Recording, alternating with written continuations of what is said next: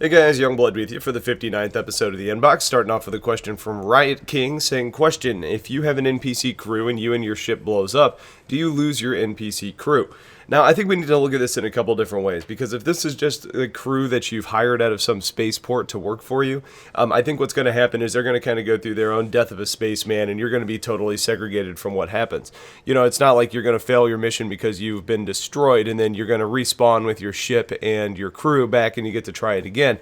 Your ship's going to need to go through the insurance claim, which is going to take some time. You're going to have to be, revived, and you're going to spawn somewhere. Your crew's going to go through the same thing. So I think if you've hired crew, chances are it's going to be kind of starting fresh. You're going to be revived. You're going to have to go file your insurance claims and all that kind of stuff. Now, as far as if these are your NPCs that you have from extra game packages, I think that may play out a little bit different. I think you're probably all going to go through the death of a spaceman mechanic together. Now, that's a kind of speculation. I don't really know how they plan on doing that for NPCs, but if they're tied to your game package, they're going to need to come back to you somehow.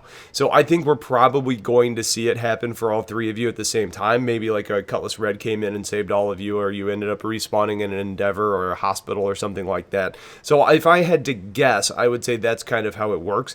You lose your NPCs for that mission, but they come back to you if you actually own them, where you probably all get back into your hangar or some hospital or something like that.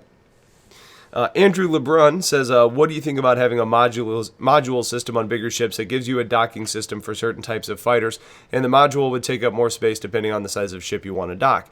Example, I have a Carrack and I want to take my Super Hornet with me, and I would trade those modules on the bottom to open up space to safety, have a clamp or something to hook up to. I don't think that's going to happen. I think kind of the rule that they're playing with is if you can fit your ship internally into a ship, you can kind of take it with you. You can jump. We see that with the Starfarer and some of the snubs today. We know as far as the Polaris goes, anything that fits in the hangar, you're going to be able to take with you. So I think that's kind of going to be the limitation. They've said that ships today have docking collars, and they've said that when ships are docked together, they're not going to be able to jump together. So I think we can kind of extrapolate based on that and say that they're not going to put in some sort of module on a ship that's going to let you kind of externally parasite a ship on, that's going to let you jump with it, unless it's purpose built into the ship, like we see with the Merlin on the back of the Constellation, which is kind of integrated into the ship. So as far as that goes, I think the other side of it that we probably need to consider is what CIG wants to do as far as game design and decision and balance and with the different roles of the ships. So, for example, the Carrack has the hangar for the runabout on board, but the Carrack does not have a big hangar for another ship. So I don't think we're going to get that level of flexibility because they've got intentions as far as what the ships are going to be capable of doing, and they're probably going to try and stick to that. Tom N says, Youngblood, to your comment about exploding ships, has there been any dev discussion about implementing critical hits at all? We've gotten a little bit regarding that. There's been some conversation around, specifically in regards to like the item system and all the different components that you have on your ship. So, for example, if your shields go down and a mass driver or a railgun or something ends up piercing your hull and hitting your power plant, that may be a critical ship that sends your power plant critical and then kind of overruns and destroys your ship. Similarly, I think we're going to see those types of things get more implemented. So if you start taking damage to like your thrusters, you're going to lose your thrusters, and we see a little bit of that today.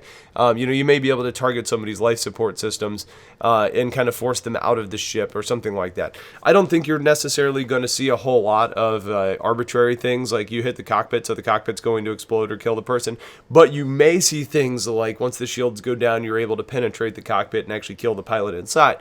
So it kind of depends how they want to go. So, and it also depends on what you actually mean by critical hits.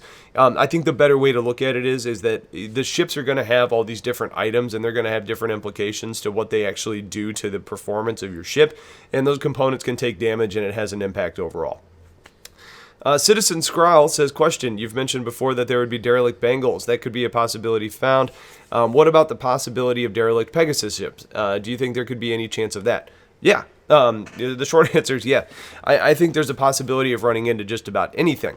I think the one you're probably not going to find out there is going to be like the Retribution class Super Dreadnought, just because it's the one that's kind of the in-game super badass ship that's probably going to be in the later parts of Squadron 42. My understanding of it is the UEE only built one. So I don't personally look at that and say that that's going to be a ship that's going to be making an appearance anywhere as far as a derelict is concerned. But yeah, like Bengals, Javelins, Pegasus, Idris, I think anything along those lines is probably fair game. I think it's important to set the expectation that there's not going to be a lot of them, though. So I don't think you can count on running into a Pegasus ship as a derelict, but I think somebody probably will at some point. Matthew Hurst, what are your thoughts on manufacturing your own materials to repair or even replace original armor on ship? For example, I could find out the composition of stealth armor. I could then make it on my Endeavor and then replace it on my Super Hornet, creating the first Super Ghost. I would need to manage my signatures and all that entails, but is it something that could be in-game? I'm wanting it if you couldn't tell. Yeah, I think in theory, there's nothing stopping you from doing something like that. We know you're going to be able to do research on ships like the Sin and the Endeavor. You're going to be able to overclock components. We know you're going to be able to do manufacturing, thanks to one of the articles that was recently released talking about doing kind of like having player factories on planets. That's probably a little bit further down the line, but I think you're going to be able to do small-scale creation probably in your hangar. But I think at the end of the day, when we start looking at this, yeah, I think it's certainly a possibility. The question becomes, what is the trade-off? I don't think you're necessarily going to be able to say, I've got the strongest armor in-game and it's got the lowest stealth signature as well. It's probably going to be some balance. So maybe what you end up doing is you've got the heavy armor, the Super Hornet, you've got the void armor with the low signature on the Ghost, and you can kind of end up creating a hybrid that's kind of between them, more durable than what's on the Ghost, but also less, or it has a little more signature than what's on the Ghost.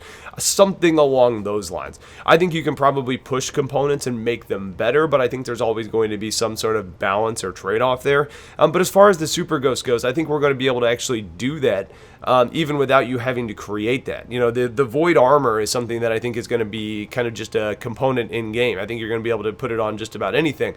It's going to be less durable than standard armor, but I don't think that's something you're going to have to go out and create. But if you want to create a Super Hornet type of armor that has a lower signature that's not specifically a void armor, I think that's something that you would have to create and something you can probably do in-game. It just depends on what those mechanics are once we actually get there. Snazzy Dude says, will we be able to board and fly vanduul ships, and if so, how will that work with carriers and bigger ships? Yeah, we should be able to. We in the lore we hear things about captured vanduul ships, and we've heard the developers talk about players going out and actually capturing vanduul ships. So there's a couple different ways that we can do that. We talked about it in one of the last inboxes as far as maybe being really crazy and trying to stealth board on a vanduul ship, and then actually getting into the hangar and then taking a ship off the flight deck or something like that. But the mechanics are there. It shouldn't matter that it's vanduul, other than the fact that they're probably going to be a little bit meaner, and they're going to be, it's if you sneak onto like a Starliner, for example, NPCs and players are probably not going to look at you all that crazy because you're a person on a person ship. If you go onto a vanduul ship, they're going to be like, what the hell is this human doing here? You're going to raise red flags immediately. So if you can get on, you need to stay in undetected. But I think the easier way is going to be probably using like electronic warfare and things like distortion cannons to actually disable ships, and then go kind of pry the vanduul out of the ship and go from there. So there's different ways you can go about it. I think we're absolutely going to be able to get on board vanduul ships, and I wouldn't be surprised if that's actually a part of the campaign. I think it's going to just kind of... It's going to be interesting to see how hard it is to do in the verse, and I expect it to be hard, but the payoff is probably big if you can actually get away with one. And our last two questions today are patron questions, starting off with one from Sarah. Do you believe that ships or at least land vehicles could have some warm-up time when left in cold weather? I thought of this question when I had to leave my car, or let my car warm up in the cold -5-degree weather outside. I don't necessarily think that's going to happen, just because these ships are really designed to perform in space, and space is very cold in most areas. So I wouldn't expect that, not to mention it's just kind of an additional thing that they have to implement for the game. Now, maybe if there's some super extremes, like, you're, I don't know, in a nebula that's got some crazy temperature issues or something like that, maybe we see that. But honestly, I think with space being cold and most of the vehicles in game being space dedicated, I'm going to go ahead and just think they're going to look past that and we're going to not have to worry about it. And the final question is from Sketchy. How ineffective do you think multi-crew ship will be without the max crew? For example, a whole sea. I think this really depends on the situation. You know, if you're in a whole sea, I could see you actually being able to solo that ship if you're in safe space. You know, if you're like going from a core system to a core system, or maybe not even jumping, and you're staying within one system where there's a lot of advocacy presence or the UEEs around, I think you're probably okay.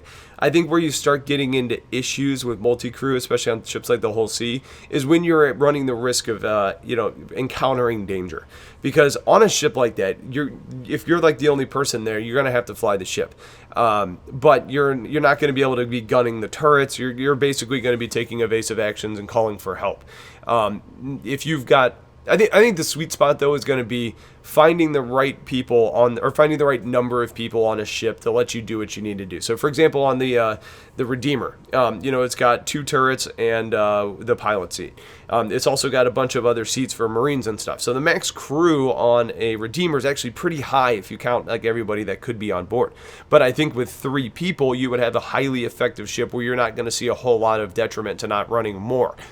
Constellation's kind of the same way, but again, it kind of determines, or is going to be determined based on the type of gameplay you're in. You know, you've got 2 turrets on an Andromeda, you've got the pilot seat, you've also got the spots on the bridge, you've got the Merlin in the back. I think on a Constellation, to be really effective, you probably need to have 4. Or if you decide that you're not going to deploy the Merlin, which would be silly, you could get by with having 3. But if you start talking about that ship, you've got your pilot who's controlling pilot-controlled guns. You've got 2 turrets. You've got the Merlin, so you're up to 4. Well, it's going to be hard to really manage all the shields and everything on that ship as well. So having one other person is going to really be the kind of the sweet spot. So 5 there in a combat situation where you don't have help from another ship is going to be really important. So it really just depends on the level of danger, the level of complexity of the ship, whether you're talking combat, and then we can look at it from another perspective and say, in Orion, you could probably take from point A to point B with one person, not a whole lot, or with not a lot of trouble. But if you want to start talking about actually doing the mining operations, you've got somebody that needs to maneuver the ship. You've got somebody that needs to use the laser. You've got somebody that needs to be working in the cargo area, somebody working in the refinery. So you're talking about 4. So the complexity of your operation is definitely going to have an impact on how many you actually need to have. So you need to kind of plan ahead on what you're expecting to encounter and what type of ship you're in and what type of operation you're going to be undertaking. So that's going to be it for this episode of The Inbox. Stay tuned for a whole lot more coming soon, and I'll talk to you guys later. Take care.